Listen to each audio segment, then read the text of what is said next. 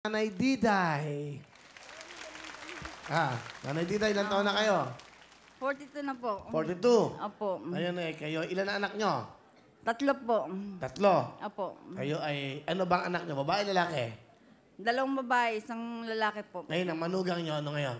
Babae po. Babae. Apo. Sige, pakilala nyo sa amin. Ang inyong anak at ang inyong manugang. Pinapakilala ko po si Cheche na manugang ko at anak ko pong si Unat. Hello po sa kanya lahat. Kumusta po? Ano gusto mo sabihin? Ma, alam ko kahit mas pasaway ka sa amin ni Jonard, alam mong mahal na mahal ka namin. Saka, ma, sana kapag, mayaan nyo ma, kapag nakapag-abroad na si Unat at naging stable na yung buhay natin, isasama tayo sa bahay, magkasama-sama tayo, hindi na kayo makikitira kung kani-kanino, hindi na kayo magbebenta ng ukay-ukay, yung kumukuha ng mga tinda ng kani-kanino, tapos ibebenta nyo. Yun. Ano gusto nyo sabihin yan, Kiche, yung inyong manugang? Che, pasensya ka na kung ganito ako, pero hayaan mo, maging maayos din tayo. Si Jonard, magtsaga ka lang dyan kasi ganyan na talaga kasi gwapo kasi. Minsan pasaway din. Ano gusto mo sabihin sa nanay mo? Ma, sana po ma, magbago ka na ma. Kung may problema kayo. Sige, sabihin mo, ano pinagbabago mo sa kanya? Opo. Sana po, iwasan nyo na po yung bisyo, saka alak po, sigarilyo. Bago na ako, hayaan mo na tayo. Ma, lang po. Thank you. Mahal na mahal po kita. Kahit mukha pong hindi ko pinapakita. Ikaw din lahat, mahal na mahal ko din kayo. Thank you, Che. Mahal na mahal kita, anak. Mahal na mahal ko din po kayo, ma. Kahit na nung dati. Kasi po, Kuya Will, napakapasaway kasi niya. Kinukonsinti niya to. Dati kasi nung nangungupahan pa sila dati sa bahay namin, doon pa kami nakatira. Magkakasama pa kami sa isang bahay. Nag-away kami nito.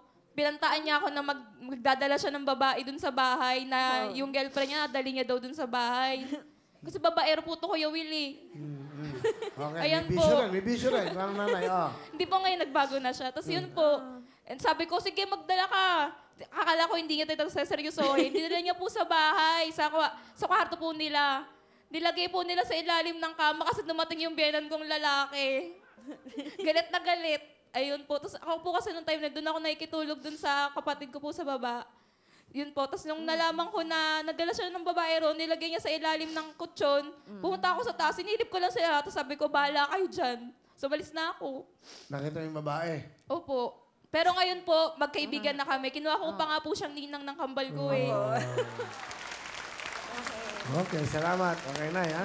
Okay na, ha? Thank you po. Hindi na kayo nag-iinom. Ha? Opo. Hirap yan, eh. Siyempre, may bisyo kayo. Mahirap yan. Wala lang kayong tirahan, wala kayong pera. Nakikinom pa kayo. Sige, anong talent nyo? Kakanta po. Hindi, iinom tayo. Please welcome. Okay. Samahan nyo. Si ano nyo, nanay nyo. Yung ano. Nanay Diday. Rose. Alright! Wow! Grabe, ha? Alam mo, grabe to. Nakinilabutan ako. Talaga mo sumasayaw ka? Hindi po. Pero, wow, very, unbelievable. First time mong sumayaw? Hindi po, sumasayaw ako sa school namin eh. Eskwela nyo? Yung, sino nag-isip nun? Yung dito ka? Siya lang po. Doon mo nga gawin sa harap, diyan ka malak yan. Yan. Yan dapat.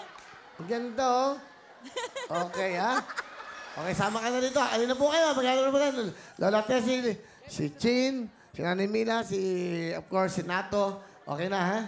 Okay, ha? Bibigyan ko kayo ng 10,000. Alright. Meron kayo 10,000, Nanay Diday. Thank you Oh, po.